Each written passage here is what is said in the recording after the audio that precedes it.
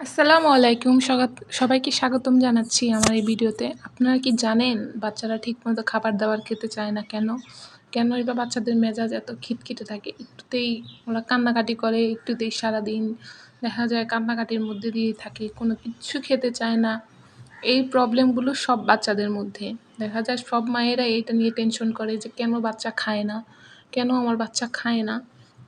বা কেন এই সারাদিন কিন কান মানে এইভাবে কান্না করতেই থাকে কেন?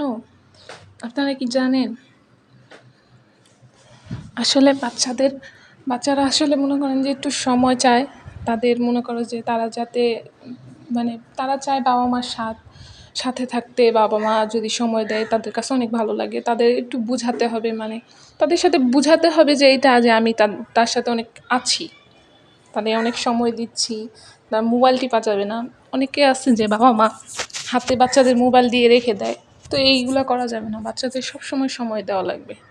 বাচ্চারা কি করছে না করছে বাচ্চাদের এগুলো মনে করেন যে এফেক্ট পড়ে ব্রেনের উপরে। মারা কি করছে বা বাবা কি করছে এগুলো। তাই সবসময় বাচ্চাকে টাইম দিতে হয়।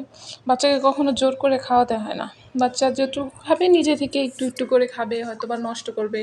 কিন্তু তবুও তার মনে করেন যে খাওয়ার আগ্রহ হবে। নিজে থেকে খেলে ওইটার মনে করেন যে অনেক ভালো রেজাল্ট আসে।